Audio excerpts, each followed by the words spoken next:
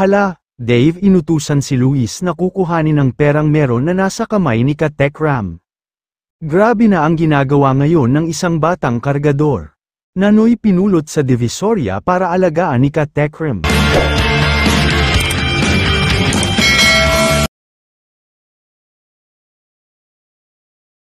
Parang di ko maiisip na magawa ng kuya niya na kausapin mo si kuya laban sa akin. Kasi iniisip ko baka text lang ang sabi sa'yo. Baka hindi siya yun. Tinawagan ka ba o...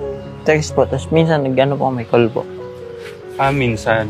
Yung minsan, kuya, kasi naguguluhan ako. Kasi kung text, baka hindi siya yun.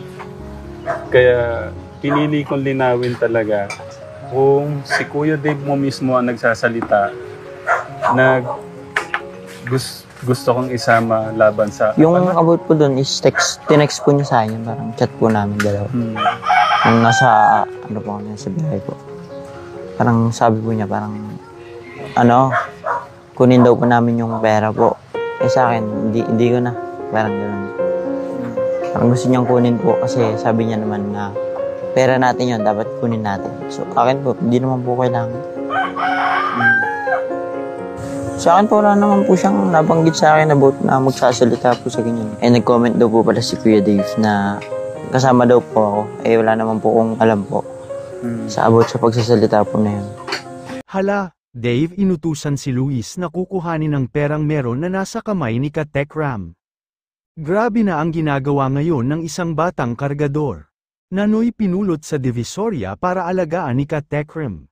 Matatawag natin na siya ay isang traidor na matagal nang inaalagaan. Pero ngayon ay biglang tinutuklaw ang kanyang tinuring na tatay, na si Katekram, kaya dapat ay mapag-usapan nila ito. Nakakawalang disiplina na ang batang ito at walang utang na loob. Para tuloy ako maniwala na siya talaga ang may problema dito. Grabe naman yan, Dave, wala ka talagang utang na loob dito.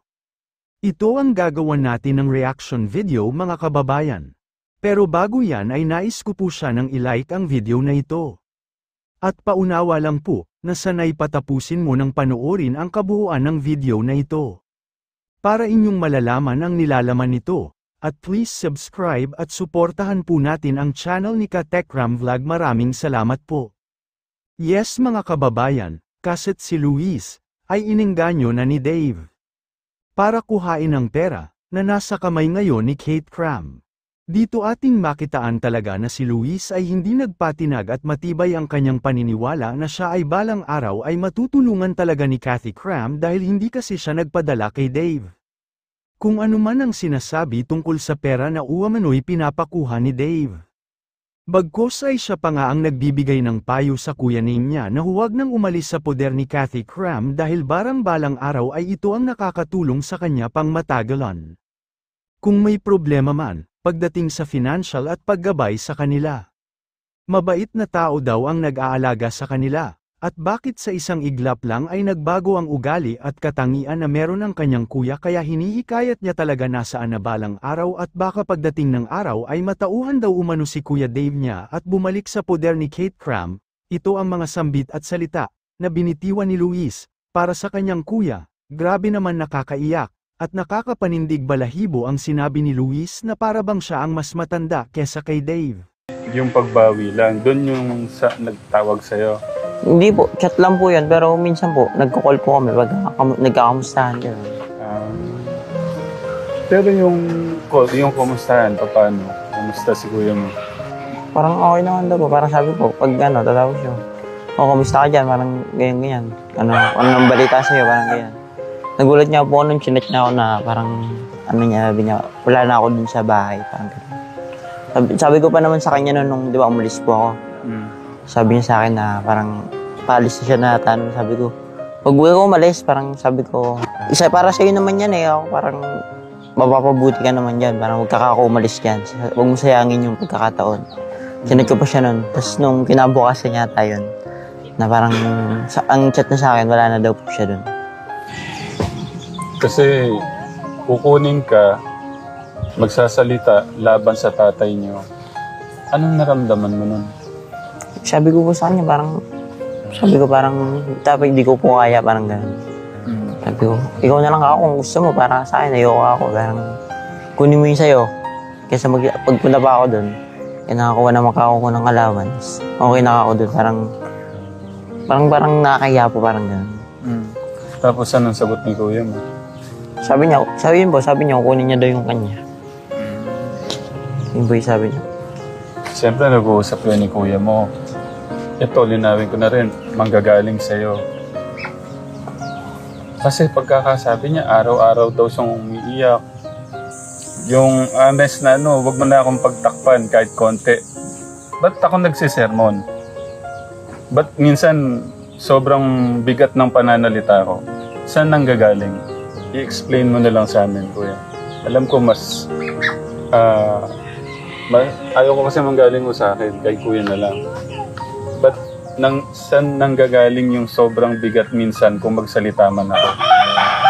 Siguro po sa paulit-ulit po nangyayari po na, kunyari, nagkamali ngayon, parang hindi pa rin nababago kahit kahit disiplinahin ka, parang hindi nababago, parang paulit-ulit, parang gano'n po. Bilang isang magulang po, katekram, siyempre naman po, kung paulit-ulit na yung anak mo sa di ba po?